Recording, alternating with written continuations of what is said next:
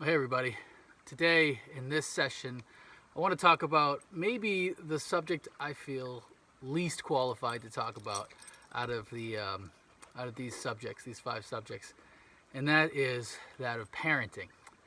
Not because I don't know anything about parenting. I have two kids. I have a 19-year-old son and what will soon be a 15-year-old daughter.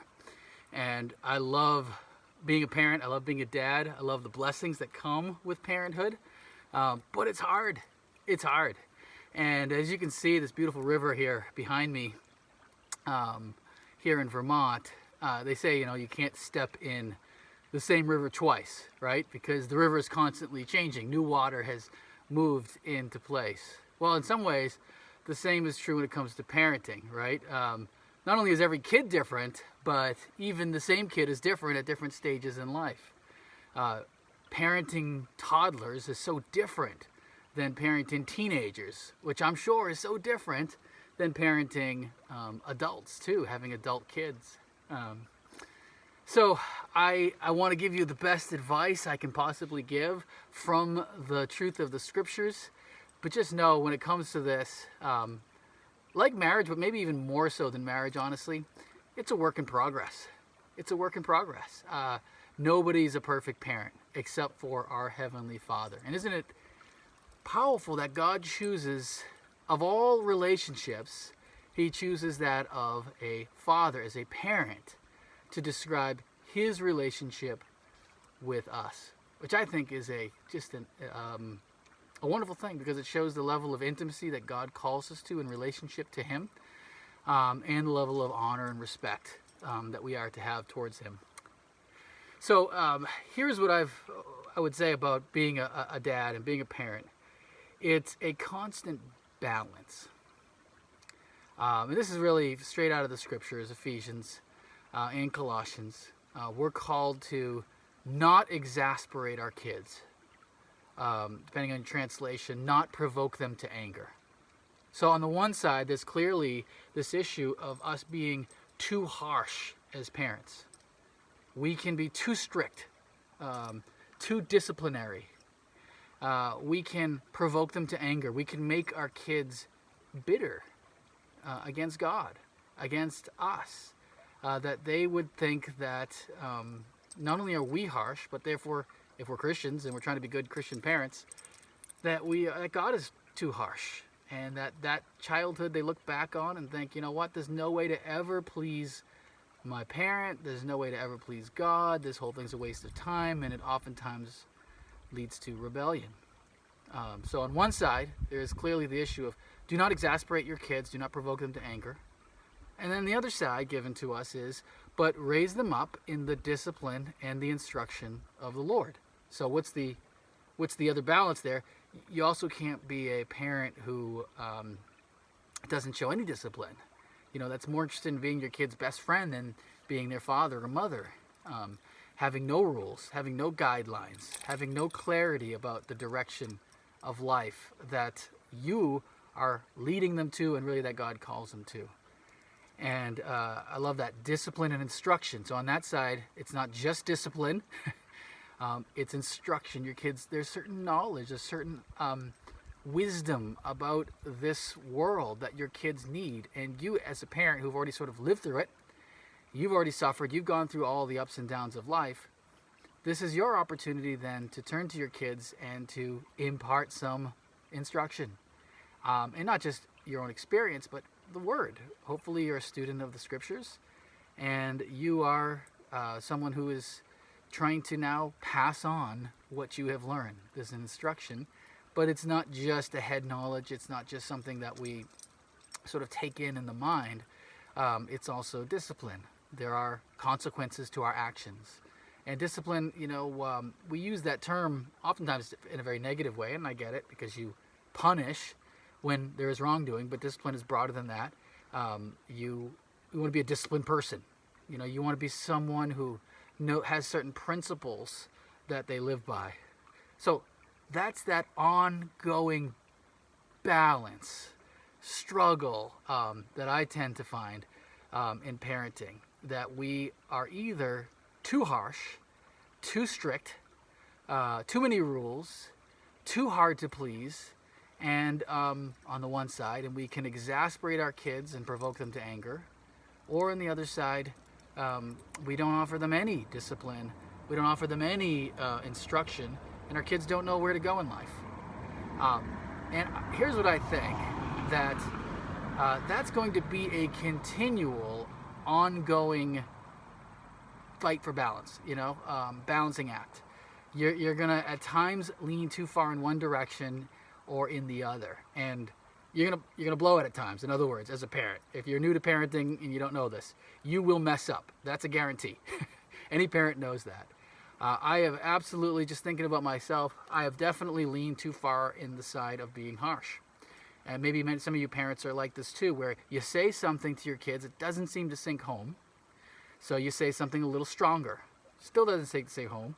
So you say something a little louder, a little stronger, with a little more anger, a little more force, and then eventually your kids are in tears because you said something that crossed the line, that was actually kind of mean and really should never come out of a parent's mouth. And we do that, right? That's what we do. We exasperate our kids. The last thing you want is your kids to say, I can never please my dad.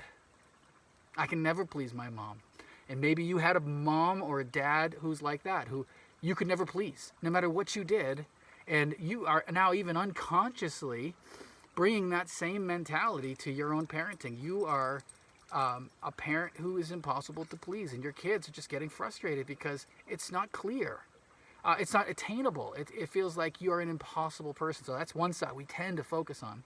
And I've certainly fallen off on the other side too, where basically I say, kids are kids, let them be. This is, they're young, this is what they do, and just letting them go without saying, no, there needs to be discipline and instruction. I'll just give you one sort of common maybe issue when it comes to this balance, and that is family devotionals. Obviously, family devotionals is an important thing, and if you don't know what that is, basically you sit down with your family, read the Bible, talk about the scriptures, and learn about it. And you should do that, because that's the instruction that you're supposed to be offering your kids. Now, for a while, and maybe it's still at times I can be this way, we got to do our family devotions, right? It's got to be something we do. So it might be the end of a long day, and everybody's a little cranky and tired. Maybe we did something that day, did some traveling or whatever, everyone's been working, and I am insisting that we all sit down and have family devotions. And at the end of the day, when you do the family devotions, you start bickering and snapping at each other. Maybe the questions have a little bit of an edge. Or let me tell you something that really kind of applies to your life, but secretly kind of to zing you. And really, you should have just let that go. Just go to bed. The balancing act was you spent too far on the side of discipline and instruction and not enough on the side of not exasperating, not provoking to anger. And there are many examples of that as well. That's just one. And as your kids get older, there's that same balancing act of knowing when to discipline, when to instruct, and when to simply give it some room, give it some space. A couple other words of advice that have been helpful for me that I think are soundly based on the scriptures. One is to make sure you tell your kids you love them. I had a pretty big discipline issue recently with one of my kids, and I don't think I ended it saying I love you, so I texted a day or two later and just said, just so you know, I love you, I'm proud of you, just let them know that. You don't be that parent that says, I don't know how to say I love you. That's just stupid, to be honest. You got to tell your kids you love them. They need to know, because God tells us he loves us, right? And God is our Father, and we're supposed to be like him. So that's one thing. The second thing is, and this is from the book by Ted Tripp, Shepherding Your Child's Heart. Great book, by the way. Read some good books on parenting that can be very helpful. And that is this, that understand that when your kids are young, you use a lot of discipline to give clarity about what's right and wrong. And you try to use some influence, so some reason, some conversation that kind of explains to them what is good and what's bad. But when they're young, you're not going to sit there and have a lengthy, reasoned conversation about why you need to be unselfish. I mean, the kids just need to know, if I'm selfish, there's going to be consequences. I'm going to be punished. And of course, you use physical spankings or not. And what I would say is, the Bible certainly allows for that, but that again should fit right in that balance. If your physical discipline ever leads to a point where it's exasperating your kids, it's provoking them to anger, they feel like this is just dad losing his temper or mom losing her temper and is lashing out at me and hitting me because that's what you do when you're angry, then you've misunderstood. That's not what physical discipline is. It's supposed to be a way of clarifying that there are consequences to our actions. So I'm not against physical discipline, but I would be I'm certainly against child abuse, and there is a great wisdom that's needed. But going back to shepherding a child's heart, as your kids get older, your discipline becomes less effective, and not only less effective, less important, because you're not going to discipline your 30-year-old kid, right? I mean, at some point you have to let them go and let them live their life. So what do you do at that point in time? You have to depend more on influence and less on discipline. You have to depend more on reason. So if your 20-year-old son calls you up and says, Dad, I'm thinking about doing this with my life or making this decision, you're not going to say to him, if you do that, I'm going to ground you. I mean, he's 20 years old. Hopefully you're not going to say that to him. Or your 25-year-old daughter, let's say, says, Dad, I smashed up the car. What do you think I should do? You're not going to say, well, I'm going to spank you, right, Mom? You're not going to. I mean, at some point you have to let them go. So if that's the balance of, is that word balance again, right? Of influence versus discipline, begin to gradually move in that direction. So when they're young, lots of discipline, not as much reason and influence because it doesn't work as much. Then they're getting older, and what do you have? At some point you're at a good 50-50 maybe, where you're using grounding, you're taking away that phone, but also you are explaining to them why you're taking away that phone and why what they did is wrong. But as they get older, now they're in their upper teens, and now you're switching. And really, you don't have any place to discipline eventually, right? I mean, what are you going to do? You could say, hey, I'm going to stop paying your cell phone bill or something. I mean, there's certain consequences. But ultimately, you're coming to the point now where you're saying, let me reason with you about why that's a bad decision. Why you, instead of, going out partying with your friends every Friday night, you really need to stay focused for that interview the next day, or whatever the situation is. You're using reason rather than discipline. But here's the thing, friends. We're all imperfect, and we're all going to mess up when it comes to parenting. I know I've had to. See, you can't be a perfect parent. Sorry if you're trying, but you're going to fail. Actually, here's what a really good parent looks like, though. This is someone who tries to hit that balance between not exasperating and discipline instruction, who knows when discipline is needed and reason is different, but who, when they mess up, and you will, admits it and confesses it and tells your kid, I messed up. If you can't do that, your kids are going to learn you never say you're sorry, which is not good. So one of the things you need to do is let your kids know that when you mess up, you go and you say, I sinned. I failed you. I lost my temper. What I said and what I did was wrong. I shouldn't have said that. I shouldn't have went there in that conversation. I shouldn't have used that word. I shouldn't have used that phrase with you. And what your kids need to know is that no matter how badly they blow it, no matter how bad they mess up, you love them. And you're never going to abandon them. And there's nothing you can, like we mentioned about marriage, you never use the D word, the divorce word, right? Just take that out of the vocabulary. You never will disown your kids. No matter how bad they mess up, no matter what they do. If your kids end up in jail for life, right? In prison for life, horrible as that might be, they'll still be your kids, no matter what. You love them, and you're their father or mother, and you'll never stop being that under any circumstances. That's what we call unconditional love. Unconditional love doesn't mean you can do whatever you want and and it doesn't matter to me. That's not unconditional love. That's actually apathy. That's I don't really care. That's what that is. Unconditional love is what you do matters. What you do affects me, and as a parent, I'll be grieved and disappointed. I'll be upset and angry. I'll be hurt at times, but I love you, no matter what you do.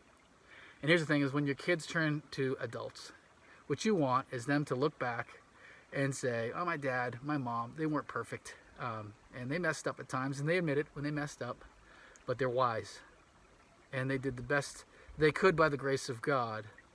And I can call them up now when I have an issue. I can call them up and say, hey, can I get some advice on something? Well, one last thing about parenting, and that is this. It goes by so fast. And I know that sounds cliche, but it is 100% true. People said that to me all the time. And let me just tell you, it goes by fast. I have a 19-year-old, as I said, who's already passed his 18 years. And I have a daughter who's grown up so fast. And before you know it, that time is gone. And what you've done is done. Your mistakes are your mistakes. What you've done well, you've done well. But it's done. And you're going to look back and say, what happened? I actually kind of miss the diaper changing. I actually kind of miss the teaching sessions as you're driving along the highway or whatever and talking. I miss that opportunity to take them to a national monument or a national park or a big city and walk around with them. I miss those discipleship moments. But they come and go.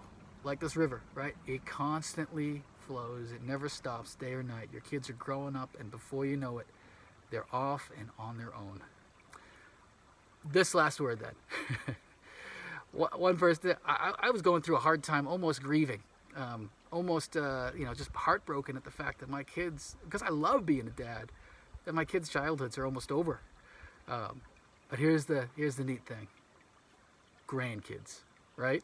And some of you guys are already grandparents, but grandkids. So it's almost like you get a chance. It's not the same as parenting, of course, but you get a second chance to take all that you learned from parenting, all the mistakes you've made and all of the successes and all the things you've learned about it, and you get to now begin to partially implement them in relationship to your grandkids. So I'm looking forward to someday being a grandfather. And for you guys who are grandparents out there, take good care of that opportunity. Don't overstep your boundary, but take good care of that opportunity, that stewardship to raise kids, your grandkids, and being an influence for good. Hopefully that's helpful, guys. Again, parenting is a tough thing. We're all called, and not everyone's a parent.